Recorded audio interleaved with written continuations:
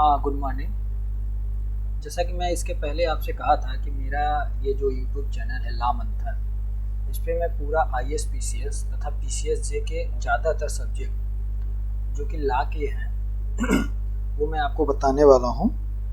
आवाज़ अच्छी आ रही होगी। उसमें आज ये मेरा कॉन्ट्रैक्ट का दूसरा वीडियो है। पहला इंटरनेशनल ला था और इसमें मैं प्रयास करूँगा कि कॉन्ट्रैक्ट ला पूरा ख़त्म कर सकूँ, जिनसे कि क्वेश्चन पूछे जाते हैं एग्ज़ाम में। ला मंथन ये मेरा चैनल है, देख लीजिए। मैं हूँ कृष्णकांत और ये मेरे दोस्त नीरज। इसको अगर आपको पसंद आएगा तो प्लीज़ इसको लाइक, शेयर और सब्सक्राइब कीजिएगा, जिससे कि मेरा प्रोत्साहन हो सके। देखिए, ये मैं हूँ। मैंने बीएससी मैथमेटिक्स से किया है तथा इसमें मेरा ला चल रहा है और मेरे दोस्त नीरज कुमार द्विवेदी, हम दोनों आपस में सब्जेक्ट बांटकर इसको आपको पूरा बताने का प्रयास करेंगे। तो आज जैसा कि मैंने बताया, संविदा।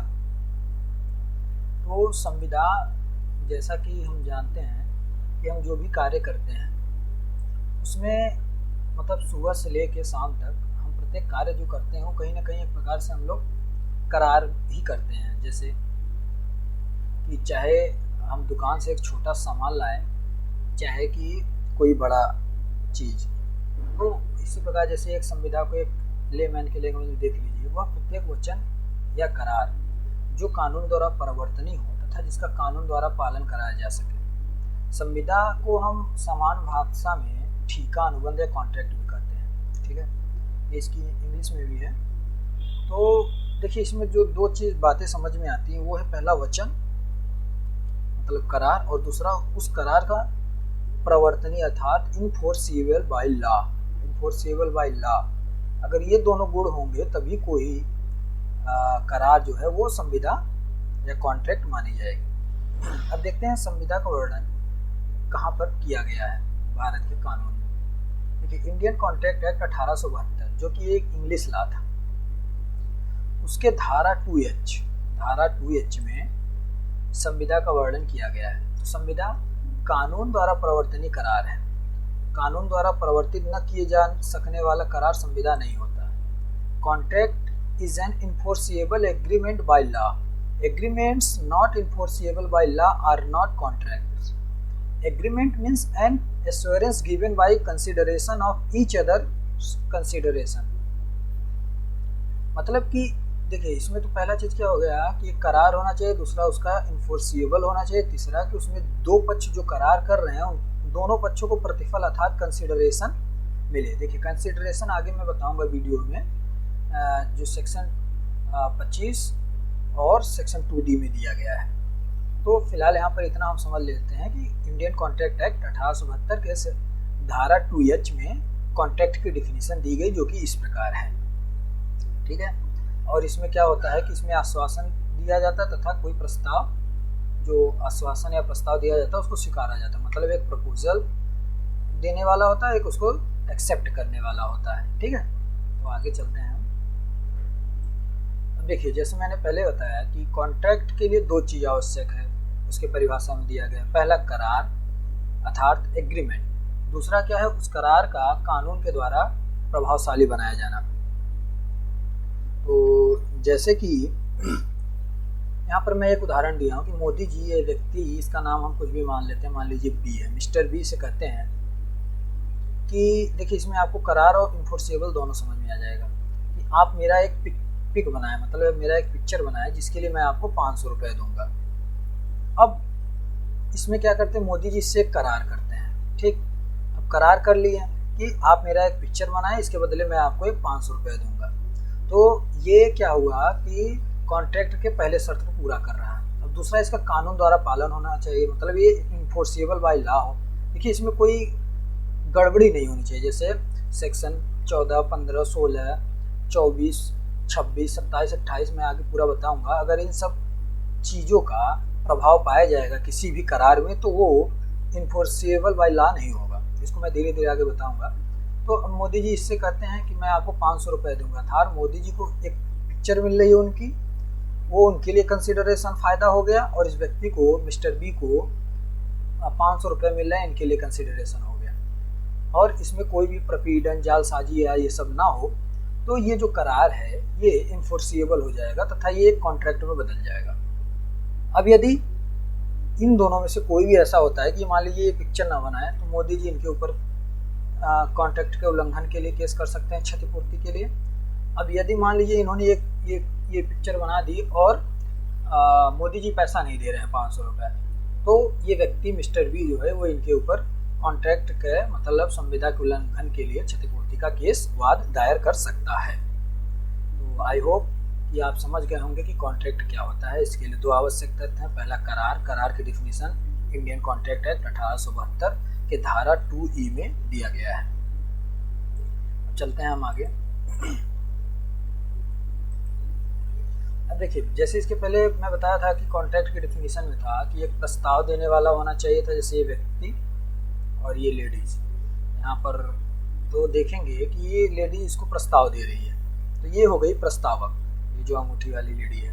और ये व्यक्ति जो कि इसको एक्सेप्ट करने के मूड में लग रहा है, ये हो गया एक्सेप्टर।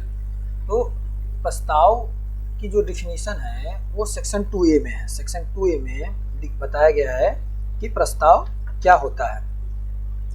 तो किसी भी संविदा के लिए एक प्रस्तावक होता है जो कि प्रस्ताव देता है।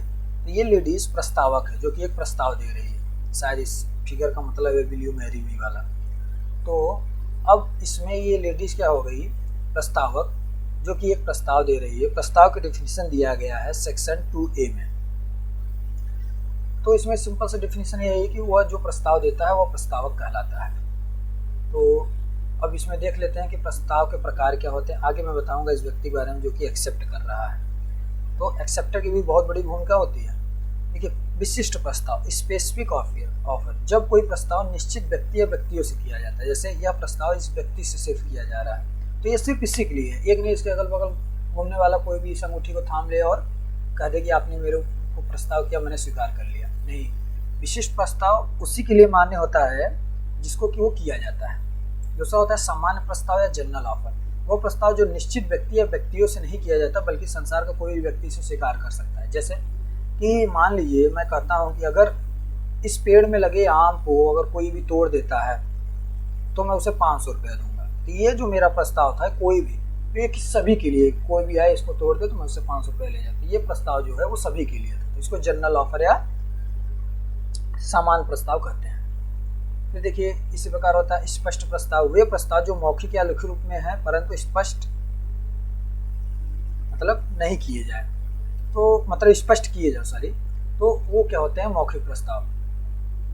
कि जैसे अगर मान लीजिए किसी में होता है ना कि मैं ये कहता हूँ कि अगर ये हो गया तो मैं कहता हूँ अगर राजू पास हो गया तो मैं ये करूँगा। ये मेरा एक प्रकार से प्रस्ताव है, अगर राजू पास हो जाता तो मैं करूँगा। तो ये कुछ एक प्रकार से निहित प्रस्ताव या एक्सप्रेस कुछ इसी प्रकार में करते हैं। फिर देखिए, एक होता है इम्प्लाइड ऑफर। ये प्रस्ताव शब्दों द्वारा न होकर कार्य द्वारा किए जाते हैं। यात्रियों को एक स्थान से दूसरे स्थान को टिकट के बदले में ले जाने के प्रस्ताव को रेलगाड़ी को स्टेशन पर आना, मतलब क्या, अगर हम कोई टिकट लिए, मान लीजिए प्रयागराज एक्सप्रेस का लिए हैं प्रयागराज स्टेशन से, तो वहाँ पर प्रयागराज आना तय है। वो क्या होता है, एक सांकेतिक प्रस्ताव है कि वो अगर वो टिकट मेरे पास है, वहाँ यात्री खड़े हैं, तो वो ट्रेन यहाँ पर आएगी। तो इस प्रकार का एक सांकेतिक प्रस्ताव होता है। फिर एक होता है कॉन्टिन्यूअस ऑफर। इस प्रस्ताव में निश्चित दर से 5000 मन गेहूं की आपूर्ति का प्रस्ताव। जैसे कि इस प्रस्ताव की स्वीकृति के उपरांत भी एक पक्ष तुरंत ही संपूर्ण गेहूं खरीदने या दूसरे पक्ष बेचने को बाध्य नहीं किया जा सकता। जैसे मान लें कि इसका उदाहरण, इसको मैं आगे डिटेल में थोड़ा बताने का प्रयास करूंगा। अभी यहाँ इसके 5 प्रकार में आप देख लीजिए। इसमें एक विशेष सामान ये होता है। नहीं, वीडियो ज़्यादा लंबी हो जाती है, वो अपने आप में एक होता है। फिर देखिए, जैसे मैं बताया, वो व्यक्ति जो था उस ऑफर को स्वीकार करने के मूड में था, तो अगर वो स्वीकार कर लेता है, जैसे यहाँ पर ये दोनों आपस में कोई ऐसी एक्सेप्टेंस वाली पिक्चर मैंने लगा दी है कि मतलब एक्सेप्टेंस क्या होता है, वो मौखिक भी हो सकता है और निहित भी हो सकता है। तो इसमें क्या होता है कि कुल मिला के कि शब्दों के द्वारा बोलकर भी हो सकती है अथवा सांकेतिक रूप में भी एक्सेप्टेंस हो सकती है। जैसे ये था सांकेतिक रूप में टिकट को लेकर कि वहाँ पर कहीं ना कहीं जैसे टिकट हो गया तो एक्सेप्टेंस हो गई।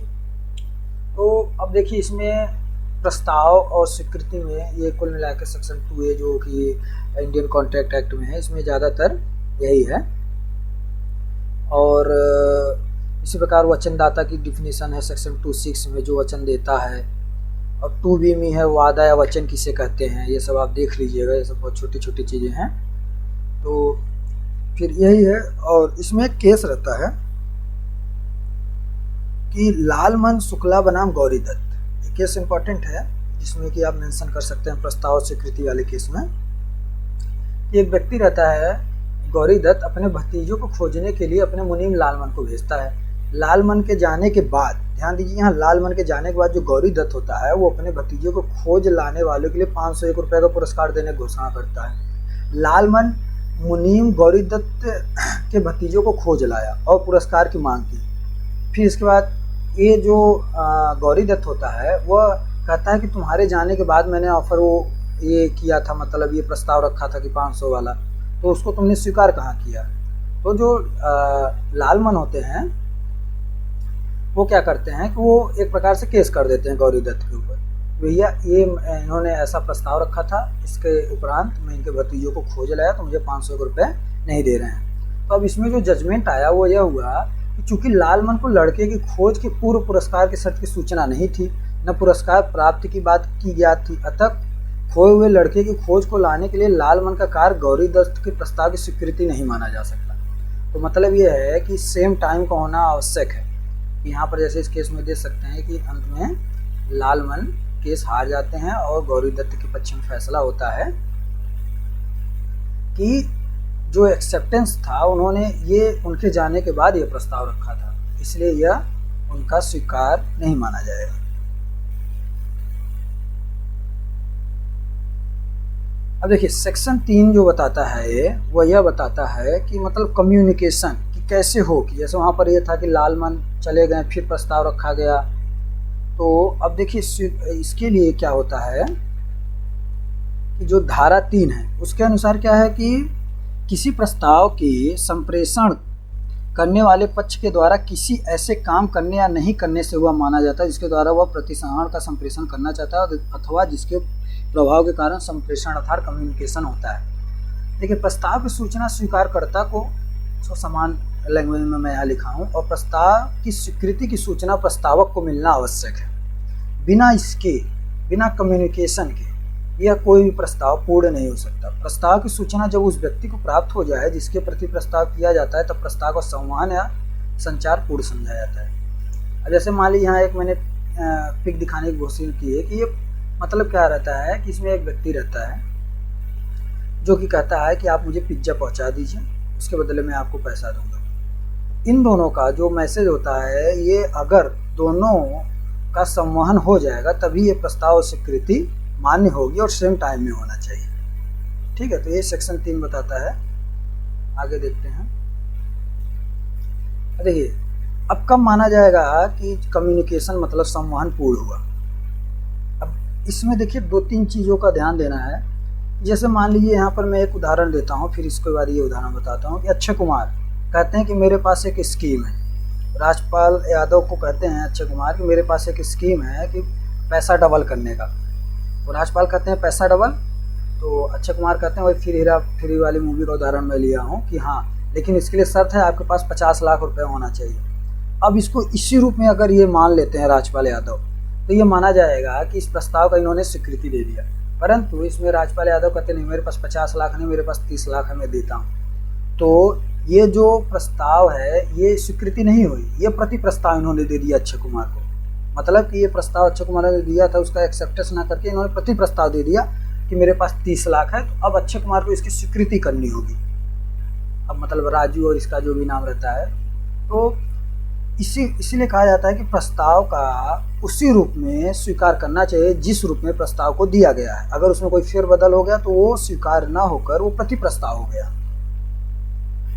अब देखिए इसमें क्या होता है कि ये कब कंप्लीट माना जाता है। जैसे क ने अपनी घड़ी 150 रुपये में ख को बेचने का प्रस्ताव पत्र द्वारा ख को दिया कि मैं अपनी घड़ी 150 रुपये में आपको बेचना चाहता हूँ। ज्यों ही क का पत्र ख को प्राप्त होगा क के प्रस्ताव का संवहन पूर्ण हो जाएगा। मतलब कि जैसे क ने अपनी घड़ी 150 रुपये में ख को देने के लिए एक पत्र दिया, तो जैसे ही क की पत्र ख को प्राप्त हो जाएगा तो क की तरफ से कम्युनिकेशन कंप्लीट हो जाएगा। अब यदि ख ये कहे कि नहीं, यह घड़ी मैं 150 रुपये में नहीं बल्कि 100 रुपये में लेना चाहता हूँ। अब यह मान्य नहीं होगा। कारण यह है कि एक प्रकार से उसने प्रति प्रस्ताव दे दिया। अब यदि क जो है अपनी घड़ी 150 रुपये में देने के लिए कहा था, अब ख एक दूसरा पत्र लिखे और उसमें कहे कि आपने जैसा प्रस्ताव किया था 150 रुपये में घड़ी बेचने का, मैं उसके लिए राजी हूँ उसी शर्त के अनुसार, तब वह माना जाएगा एक्सेप्टेंस ख के द्वारा। अगर ऐसा हो जाता है तो ये माना जाएगा इनके बीच एक कॉन्ट्रैक्ट हो गया। परंतु कभी कभी क्या होता है कि हम मान लीजिए कि अपना जो प्रस्ताव है उसको रोकना चाहते हैं। मान लीजिए क ने अपने लेटर डाल दिया, तो अब ये उसको रोकना चाहता है कि ये जो मैं प्रस्ताव दिया उसको मैंने वापस ले लूँ। इसलिए अगर क ने अपना प्रस्ताव भेज दिया है और ख वहाँ से अपना मतलब स्वीकार क को भेज देता है, तो ये एक प्रकार से कॉन्ट्रैक्ट हो जाएगा कि तब क को अपनी घड़ी ख को बेचना ही पड़ेगा। लेकिन उसी समय अब क को लगता है कि यार अब मैं इस घड़ी को नहीं बेचना चाहता हूँ, तब वो क्या करे कि मतलब रिवोकेशन ऑफ मतलब प्रपोजल, कि उसके प्रपोजल को कैसे रोका जाए। ये शायद सेक्शन 5 में दिया गया है, revocation of proposal and acceptance. तो अब इसमें क क्या करे कि जो उसको वाला उदाहरण था, मैं क को एक ए ले लेता हूँ कि ए बी के द्वारा उत्तर मिलने से पहले एक दूसरा पत्र भेज दे और जिसमें वो कह दे कि मैं वह जो प्रपोजल आपको दिया था अब उसके मैं पूर्ण करने के मूड में नहीं हूँ। परंतु यदि ए द्वारा भेजे गए पत्र को बी से मिलने से पहले बी द्वारा एक्सेप्टेंस का पत्र यदि ए को मिल जाता है, तो यह जो रिवोकेशन था वो कंप्लीट नहीं माना जाएगा बल्कि ये कॉन्ट्रैक्ट हो जाएगा। तब ए बाध्य है बी को बेचने के लिए। तो इसमें वही वाला उदाहरण है, इसको आप चाहें तो पढ़ लें। इसमें मैंने एक केस दिया हुआ है कि इसी संबंधी विवाद के लिए एक केस आया था, पावेल वर्सेस ली का। 1908 में यह मुकदमा आया था, जिसमें देखते हैं कि फैसला क्या हुआ। पहले देख लेते हैं मुकदमे का तथ्य क्या था। केस था पावेल वर्सेस ली 1908 में कि इस मुकदमे में वादी एक स्कूल के हेडमास्टर पद के लिए उस स्कूल की प्रबंधन कमेटी के सामने उपस्थित होता है। कमेटी ने एक प्रस्ताव पारित किया जिसके द्वारा उसे हेडमास्टर नियुक्त किया गया, किंतु वादी को इस प्रस्ताव का संप्रेषण नहीं किया गया। कमेटी की एक सदस्य ने अपनी निजी क्षमता में वादी को यह सूचना दी कि उसे चुन लिया गया है। प्रबंधन कमेटी ने बाद में की गई एक बैठक में उस प्रस्ताव को चुनाव को रद्द कर दिया। वादी के द्वारा स्कूल की प्रबंधन कमेटी के विरुद्ध दायर किए गए मुकदमे में अदालत ने यह फैसला किया कि यह मुकदमा इस आधार पर वाद योग्य नहीं है कि किसी स्वीकृति के विधि मान्य होने के लिए उसका संप्रेषण केवल प्रस्तावक के द्वारा ही किया जाना चाहिए, किसी तीसरे व्यक्ति के द्वारा नहीं। इसमें आपने समझा कि पावेल और ली में, इसमें समझ लीजिए कि इस केस में ऐसा था कि एक व्यक्ति था जो कि हेडमास्टर पे उसका चयन होना था, एक प्रतिनिधि मंडल जो था उसका चयन कर रहा था। फिर बाद में इस प्रतिनिधि मंडल ने किसी स्वयं सूचना न देके उस व्यक्ति को किसी तीसरे के द्वारा सूचना दिया कि आपका चयन हो गया है। फिर बाद में वो प्रतिनिधि मंडल उसका चयन नहीं करता है, तो व्यक्ति जो रहता है हेडमास्टर पे जिसकी नियुक्ति रहती है वो जाके केस करता है कि इन्होंने मुझसे कॉन्ट्रैक्ट कर लिया, फिर उन्होंने ये तोड़ रहे हैं। फिर न्यायालय ये फैसला देती है कि यदि उस व्यक्ति को सूचना मतलब प्रस्ताव की सूचना मतलब कम्युनिकेशन यदि डायरेक्ट उसी पार्टी के द्वारा हुआ होता जिसने उसको नियुक्त किया था, तब यह उसका वाद योग्य मामला होता। परंतु यह कॉन्ट्रैक्ट के शर्त का खिलाफ है कि इसमें जो प्रस्ताव दिया गया वह किसी तीसरे व्यक्ति द्वारा दिया गया, तो इसमें किसी तीसरे पक्ष की स्वीकृति मान्य नहीं होती है। इसको मैं थोड़ा सरल शब्दों में बताने का प्रयास करूँगा कि जैसे मैंने आपसे कहा कि मैं आपको अपने यहाँ नौकरी पे रखना चाहता हूँ, मैंने आपसे ये नहीं कहा मैं ये चाहता हूँ, ये आपको पता है, और फिर मैंने क्या किया किसी तीसरे व्यक्ति को आपके पास भेजा जो कि जिससे मेरा सीधा रिलेशन नहीं है, जाके उससे कह दो कि उसको मैं अपने यहाँ नौकरी पे रखना चाहता हूँ। और वो आपके पास जाता है और कहता है कि भैया फले व्यक्ति आपको नौकरी पे रखने चाहते हैं। अब अचानक मेरा मूड बदल गया, मैंने किसी और को रख लिया। अब आप जाते हैं कोर्ट में केस करते हैं कि इन्होंने मुझसे वादा करके भी इसको पूरा नहीं किया। तो क्या होगा कि यही इस केस वाला मैं उदाहरण बता रहा हूँ कि इसमें मैंने तीसरे व्यक्ति द्वारा भेजा था, जिसका कि उस तीसरे व्यक्ति अगर वो तीसरा व्यक्ति मेरे यहाँ कर्मचारी होता या मेरा नौकर होता तभी आपका माना जाता है कि मैंने प्रपोजल मैंने ही भेजा है। परंतु वह प्रपोजल जब कोई ऐसा व्यक्ति लेकर गया जिससे मेरा कोई इस प्रकार से संबंध नहीं है, तो वह प्रपोजल नहीं मान्य होगा, इसलिए वो प्रपोजल मेरे द्वारा दिया गया। ये कुल मिला के इसको इसलिए किया गया है कि ऐसे तो बहुत दिक्कत हो जाती ना कि सब केस लेके पहुंच जाते कि उन्होंने उनसे कहलवाया था। इसलिए प्रस्ताव सीधा उसके द्वारा दिया जाना चाहिए जो कि प्रस्तावक हो, तथा स्वीकार का उत्तर उसी के द्वारा दिया जाना चाहिए जिसके लिए प्रस्ताव भेजा गया था। और रिवोकेशन मतलब कि प्रतिसंहरण उसका तभी हो सकता है जबकि उत्तर मिलने से पहले मैं उसको कैंसिल कर दूं। ठीक है, मुझे लगता है कि आपको समझ में आया होगा। अब देखिए इसमें मैं 2 क्वेश्चन देखिए इससे जो परीक्षा में पूछे जाते हैं वो मैं लेकर आया हूँ मेंस में। पहला तो है कि एक केस है जो कि बहुत इंपॉर्टेंट है 1893 में। इसका पूछता है कि निर्णय समीक्षा मतलब जजमेंट इसका पूछता है कि इसमें आपके अनुसार क्या होना चाहिए या क्या इसमें दिया गया। तो कार्लिल वर्सेस कार्बोलिक स्मोक बाल कंपनी, ये 1893 में आया था केस। इसको देख लेते हैं कि इस केस में था क्या। तो देखिए मैं चाहूँ तो इसको आपको शॉर्ट लैंग्वेज में समझा सकता हूँ, मुझे ये केस पता है, लेकिन मैं प्रयास कर रहा हूँ कि मैं केस का लैंग्वेज आपको समझाऊँ, जैसे कि आपको उसी रूप में लिखना का एक प्रकार से अभ्यास हो या सुनने का अभ्यास हो। इसमें क्या रहता है कि स्मोक बाल नामक जो कंपनी रहती है वो प्रतिवादी रहती है और वो एक दवा की कंपनी रहती है और वो यह वादा करती है कि यदि इस दवा का कोई 15 दिन तक लेता है तो इससे इन्फ्लुएंजा नामक बीमारी था वो पूरी तरीके से कंप्लीट हो जाएगी। यदि प्रतिवादी जो कंपनी थी स्मोक बाल, जो किसी ने दवा बनाया था कि और दावा किया था अगर 15 दिन में दवा खाने के बाद अगर किसी का इन्फ्लुएंजा ठीक नहीं होता तो उसे 100 पाउंड रकम का इनाम दिया जाएगा तथा यह उस व्यक्ति को दिया जाएगा जिसकी इन्फ्लुएंजा की बीमारी दिए गए निर्देश के अनुसार 15 दिनों तक यह दवा खाने के बावजूद भी ठीक नहीं हुई। उस विज्ञापन में यह लिखा गया था कि इस संबंध में उनकी सच्चाई के सबूत के रूप में एक बैंक में 1000 पाउंड की रकम भी जमा करवा दी थी। मतलब जो प्रतिवादी कंपनी थी स्मोक बाल, उसने यह भी कह दिया था कि हमने इसके लिए 1000 पाउंड एक बैंक में जमा भी करवा दिया गया है। अब देखिए इसमें जो प्रतिवादी रहते हैं स्मोक बाल कंपनी तथा जो वादी जिसने वाद दायर किया रहता है वो कार्लिल रहती हैं। कार्लिल नाम की एक महिला रहती हैं। उन्होंने विज्ञापन पढ़कर दवा ये खरीद ली तथा दिए गए निर्देशों के अनुसार इसका प्रयोग भी किया, किंतु इसके बाद फिर से इन्फ्लुएंजा की बीमारी उनको हो गई। तब उन्होंने इनाम पाने के लिए प्रतिवादी के खिलाफ मुकदमा दायर कर दिया। अब देखिए इस मुकदमे में जो निर्णय होता है, पहले तो इसमें प्रश्न उठते हैं कि ये क्या मुकदमा ये वाद योग्य था। देखिए हम जैसा कि इसमें समझ पाते हैं कि इसमें जो प्रतिवादी कंपनी थी कार्बोलिक स्मोक बाल कंपनी, उसने खुद ही एक प्रस्ताव रखा था और ये प्रस्ताव क्या था, ये ऐसा प्रस्ताव था जो सबके लिए था, जनरल प्रस्ताव था। ठीक है, ये किसी एक के लिए तो था नहीं। तो कार्लिल जो श्रीमती कार्लिल थी उन्होंने इसको उसी प्रकार से उपयोग किया।